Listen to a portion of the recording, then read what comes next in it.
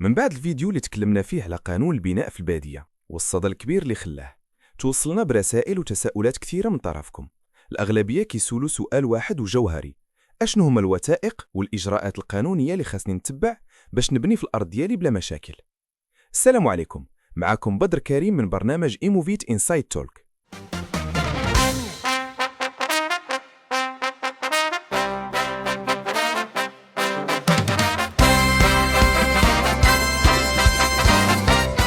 اليوم غادي نجاوبوا على هاد التساؤلات من خلال البحث والتدقيق في النصوص القانونية المعمول بها باش نوضحوا لكم الصورة. هدفنا دائما هو توفير المعلومة الصحيحة وتنبيهكم للمساطر الإدارية باش تحميوا الاستثمارات ديالكم وتفادوا أي أخطاء مكلفة. غادي نشوفوا أهم 4 ديال الوثائق أساسية، مع العلم أن كاين تفاصيل تقنية أخرى كيكملها المهندس المختص. أول قاعدة لبناء أي مشروع هي إثبات الملكية. خاص يكون عندك شهادة الملكية إذا كانت الأرض محفظة، أو رسم الملكية العدلي. هذه هي الوثيقة اللي كتعطيك الحق القانوني باش تبدأ أي إجراء إداري، وبلا بها ما يمكنش تفتح ملف البناء. الوثيقة الثانية وهي المفتاح، شهادة تعمير أو نوت دو رونسينيمون. هاد الوثيقة هي اللي كتحسم واش ديك الأرض الفلاحية صالحة للبناء أو مخصصة فقط للزراعة.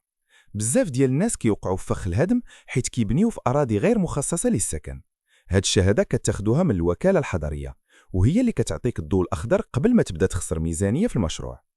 الوثيقة الثالثة هي التصميم توبوغرافي. هاد الوثيقة كيعدها مهندس توبوغرافي مختص، وهي اللي كتحدد الحدود الحقيقية والمساحة والارتفاعات ديال الأرض. ضرورية بزاف باش المهندس المعماري يحط تصميم دقيق ويحترم المسافات القانونية اللي كيفرضها قانون التعمير بينك وبين الطرقات أو الجيران.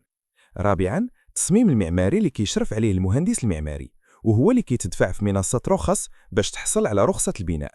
هاد الرخصة هي الضمانة القانونية ديالك ضد لجان المراقبة وضد غرامات القانون 66/12. هي اللي كتحول البناء ديالك من مجرد سكن إلى عقار قانوني ومحمي.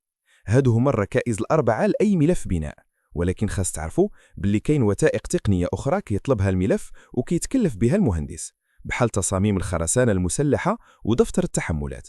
حنا ذكرنا الأساسيات باش تكون عندكم رؤية واضحة من البداية. في الختام، الوعي بالقانون هو أول خطوة لنجاح أي مشروع عقاري. إذا عجبكم هذا المحتوى ما تنساوش تشتركوا في القناة وتفعلوا الجرس باش يوصلكم كل جديد، وشاركوا الفيديو مع الناس اللي كيهمهم هذا الموضوع. وقبل ما نختم بغيت نسولكم، واش فايت لكم واجهتوا صعوبات في الحصول على شهادة تعمير في المنطقة ديالكم؟ شاركونا تجاربكم في التعليقات. شكرا على الثقة ديالكم، وإلى فيديو قادم إن شاء الله.